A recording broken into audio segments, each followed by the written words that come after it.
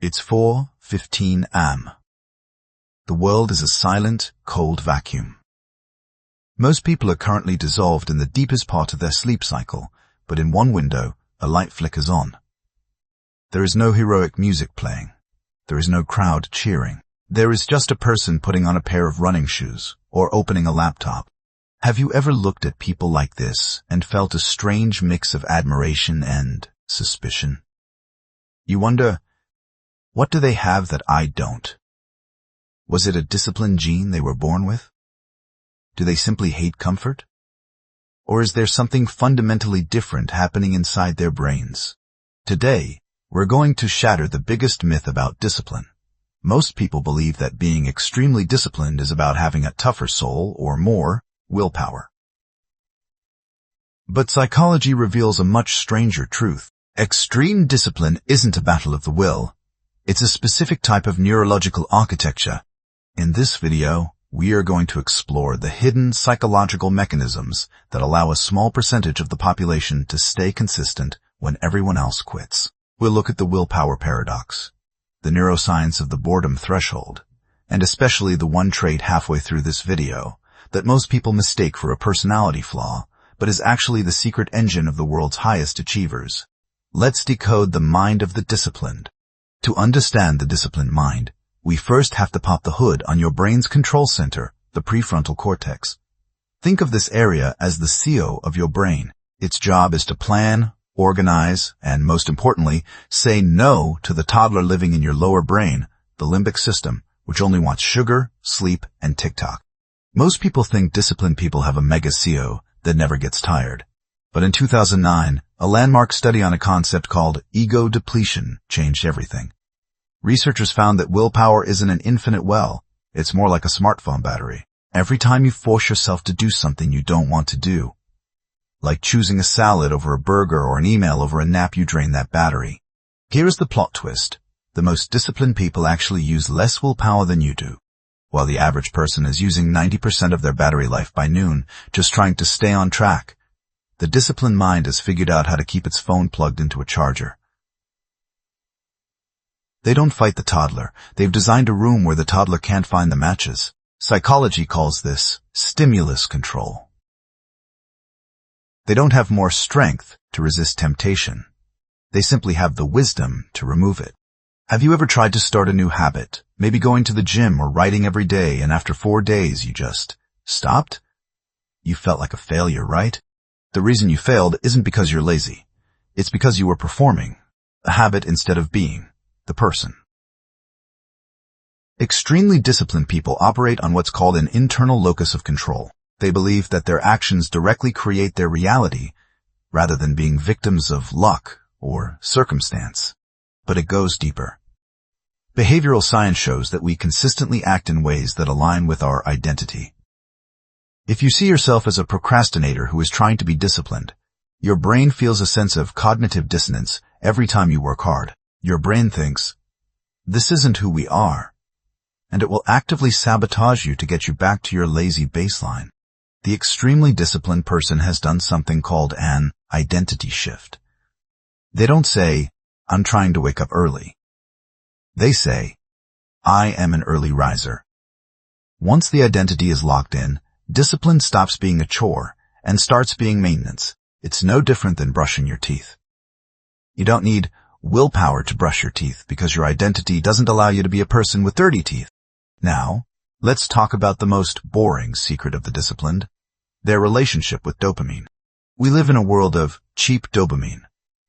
Every notification, every fast food meal, and every short-form video is a high-intensity spike that fries your brain's reward receptors. For most people, if an activity isn't exciting or fun within the first 30 seconds, they feel a crushing sense of boredom. But the disciplined mind has a high tolerance for ambiguity and a very high boredom threshold. Think of your mind like a theater. Most people need the movie to be an action-packed blockbuster every second. But the disciplined person is perfectly comfortable sitting in a gray room where nothing is happening. They understand a psychological concept called delayed gratification. They are willing to endure the monotony of the process because their brain isn't hooked on the spike of the result. It's hooked on the rhythm of the work. while others are chasing the jackpot of success. The disciplined person is busy enjoying the sound of the machine running. They've learned to find micro-wins in the most repetitive tasks. To them, a clean spreadsheet or a completed set of reps provides a stable, low-simmer dopamine that lasts longer than any viral moment. Here is the point that most people get backwards. Most people think disciplined people are perfectionists. They assume that one mistake, one missed day, one ruined diet will make the disciplined person crumble. In reality, extreme discipline is built on adaptive skepticism and a growth mindset. When a disciplined person fails, they don't experience a shame spiral. They don't hear a voice saying, "You're useless. Why did you even try?" Instead, they use cognitive reappraisal. They view failure as data. If they miss their workout, they don't ask, "Why am I so weak?" They ask, "What was the friction point? Was I too tired? Did I not have my bag packed? How do I redesign the system so this doesn't happen tomorrow?" They treat their life like a scientific experiment. But allow me to play the villain for a moment. Because extreme discipline isn't always a superpower. Sometimes, it's a defense mechanism. There is a dark corner of the disciplined mind that we rarely talk about. Many people who are obsessively consistent are actually running away from something. Psychology calls this maladaptive perfectionism. For some, the routine isn't a ladder to success. It's a cage that keeps them safe from the chaos of life. They are terrified that if they stop for 1 hour, if they miss one to-do list item, their entire identity will vanish. They are high-functioning, but they are burned out from the inside. They wear a mask of being in control because they don't know how to exist in the stillness. To them, doing nothing feels like danger. If you find yourself unable to rest without feeling existential guilt, you might not be disciplined. You might just be afraid. The highest form of discipline isn't just the ability to go. It's the ability to stop when your body and soul are crying for help. So, how do you actually start building this disciplined architecture without losing your mind? You don't need a 5 a.m. routine or a cold shower. You need the Freedom Protocol.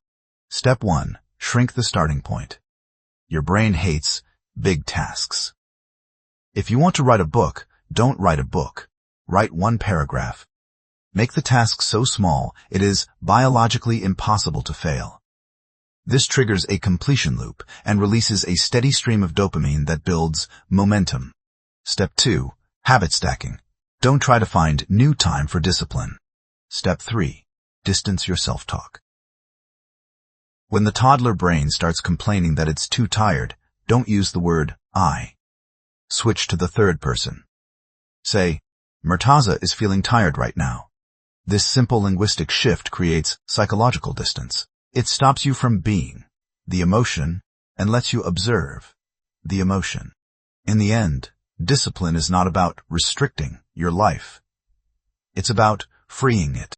Without discipline, you are a slave to your moods, your environment, and the cheap dopamine of other people's algorithms. You are a drifting piece of wood in a stormy ocean. But with discipline, you become the lighthouse. You are the one who decides where your energy goes. You aren't forced to work. You are choosing to create. The most disciplined people in the world aren't the ones who suffer the most. They are the ones who have peace the most, because they no longer have to negotiate with themselves every morning. They've already made the decision. So, which part of your life are you currently negotiating with? Are you performing, or are you becoming? Leave a comment below and tell me, what is the one tiny habit you are going to anchor starting tomorrow? Writing it down is the first vote for your new identity. If this video helped you see the logic behind the grit, hit like and subscribe to join our community of deep thinkers. Be gentle with your progress, but firm with your direction. I'll see you in the next video.